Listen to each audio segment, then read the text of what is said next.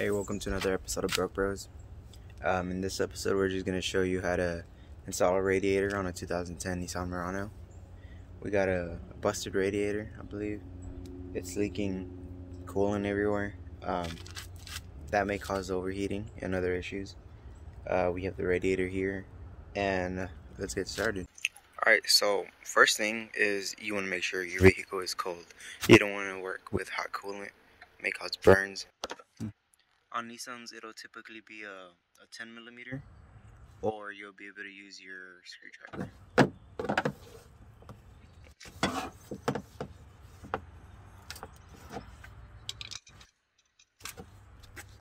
There's going to be a few clips you have to remove, like 2 down here, which I haven't removed yet.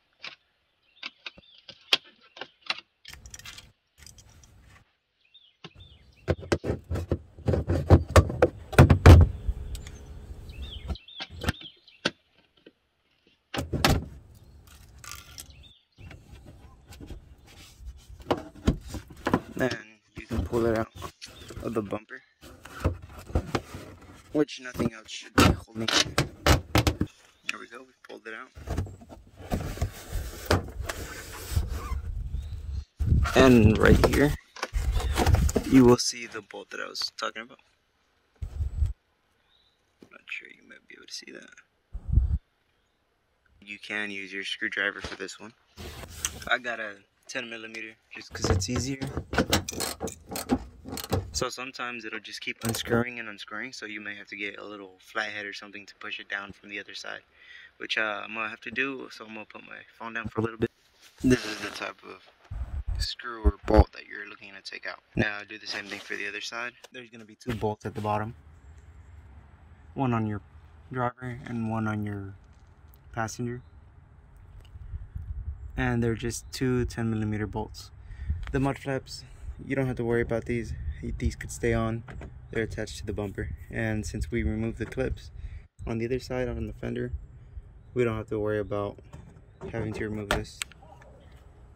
So right behind the grill, on the right and left side,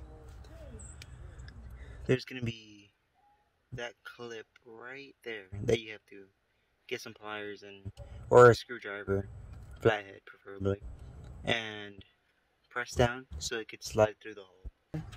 You're gonna have to remove the grill first. There's gonna be a bunch of these clips right behind them. You're gonna want to get something with a hook to kind of get most of them, mostly on the driver's side. But the majority of them you can reach with your hand. I just prefer to use some type of a J hook just to make it easier. Something that'll push it up from under. This is what I used for unclipping the hook, which I got at Advanced Auto Parts. Next, there's going to be some bolts on these little fake lights. You're going to want to remove those. And then there'll be some more clips for the bumper as well. This one's already missing. Everything that I've unbolted so far has been a 10mm.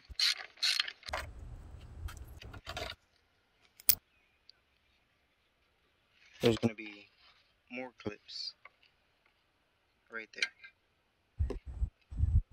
So with this little fake light, there's going to be that clip. And then there's going to be that. You just want to give it a tough pull. And mine didn't break. I'm going to do the other side. I'll let you know if it breaks, but you gotta pull it kind of hard to take that out.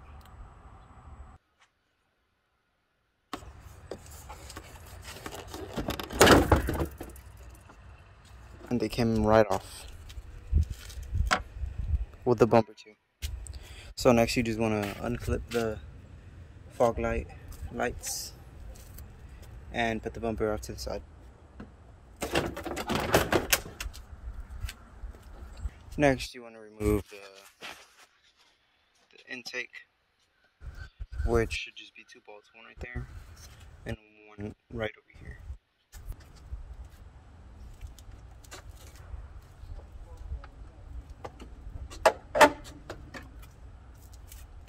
Comes off very easy. Next I'll be taking these off, which is just 2 clips on the side. Then you can remove the covers for them. Next we're gonna have to remove this little front bar, this one right here, which just connects via 2 bolts under there, 10mm as well. I got a magnet so I can take out the bolt easier. These will also have your horns attached to them, so you want to remove that.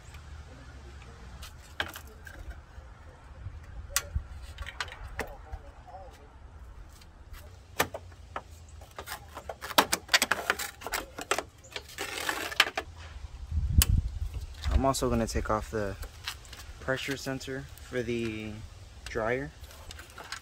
There we go.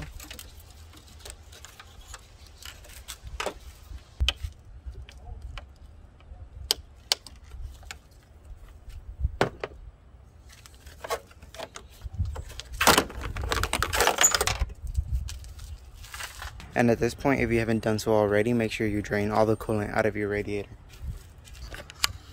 Alright, if you don't know how to empty your radiator fluid, I'll show you in just a second. You just go down to your vehicle. Inside this hole, there'll be a Phillips head size plastic screw. Just unscrew that, make sure it lands in your container, and it'll start flying.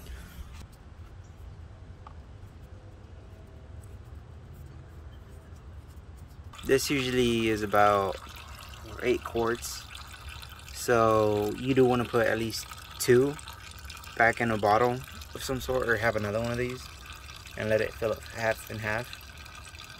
And then from there, I drain it all back in one of those once you put the new one in. If you haven't changed your coolant in several years, I wouldn't reuse it. I just put fresh new coolant, but I just put this in here about 3 weeks ago, so I'm gonna go ahead and reuse this coolant. Alright, so I'm back and it's almost done. Now what I'm gonna go ahead and do is I'm gonna disconnect the oil line going to the radiator, which is at the top right beside the battery, and the coolant lines, which is right over here.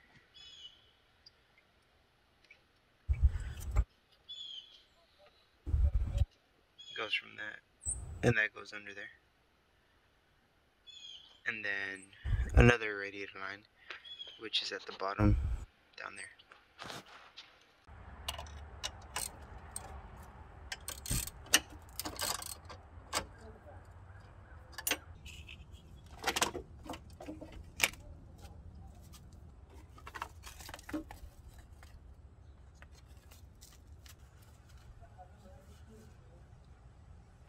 So in this part, I'm taking off the hose for the driver's side upper transmission line. So I'm removing the filler neck, that way I can remove the hose that connects from the filler neck to the radiator. Here is the coolant one, and the other transmission one is going to be right on top of it, so you got to remove the coolant one to get to the transmission one. There's a special Nissan hose clamp tool that you can purchase, but I used a long needle nose plier. Make sure you have something for the excess coolant to drain into, because there may be leftover coolant in the lower radiator hose.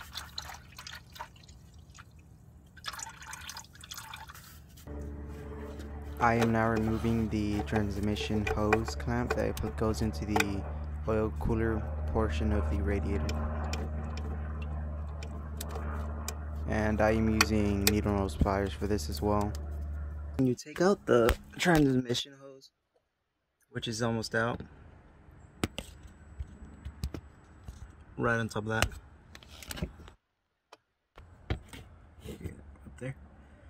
You're going to want to plug it with something, that way fluid doesn't leak out And I don't really have anything, so I'm gonna use a heck just like this, which hopefully nothing leaks out like mine did it, but I just want to use it just as a precaution.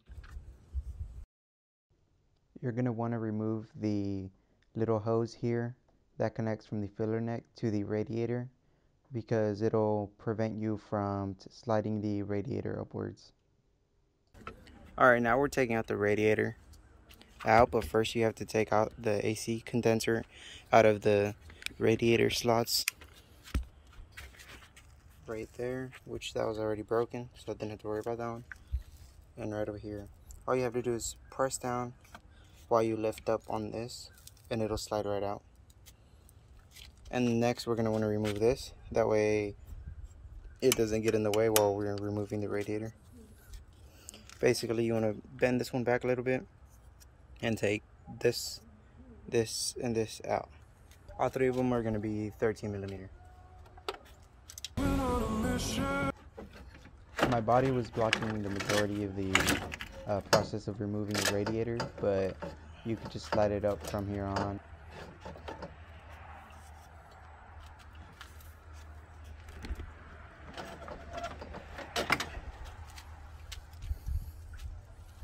So now we're going to be installing the new radiator.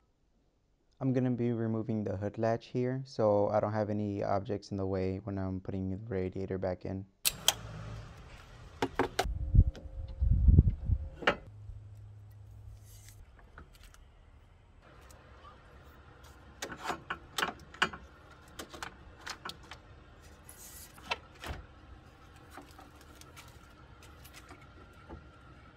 Alright, we got the radiator in there now. Now we just want to put the AC condenser back in its slots, just like that. Okay, so now we'll be reinstalling the hood latch. Now that we have reinstalled it, make sure the latch works. Alright, next you want to go ahead and put these back down. The top part with the numbers and letters is going to be facing up.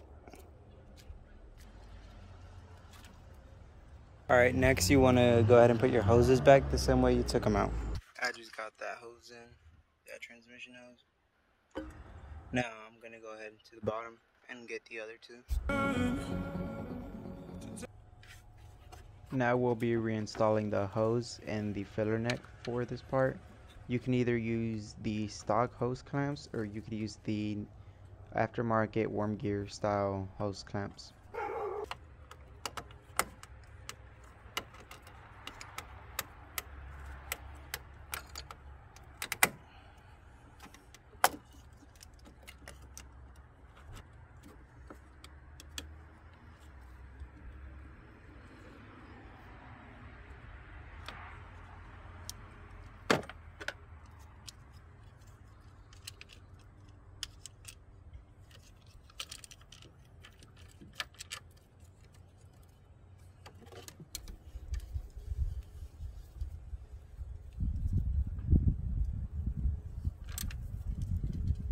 Now you want to go ahead and put fluid in, that way if there's any leaks anywhere it won't be so hard to reach.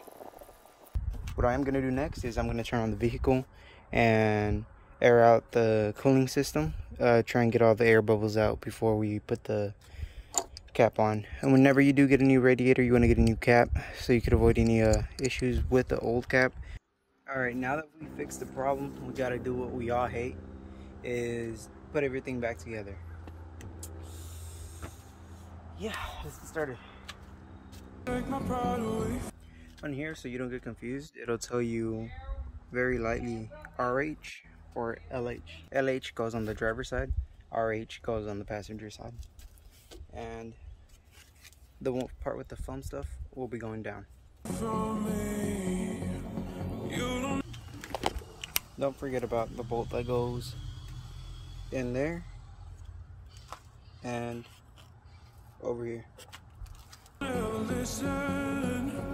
Alright, now we're gonna wire up the horns again. Remember, black is at the bottom, green is at the top. And you live with your complacency.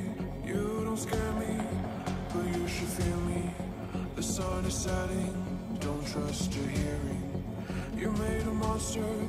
Don't forget your fender liner clips and your bumper bolt. I'm your imposter. Go ahead and wander, but don't trust the water.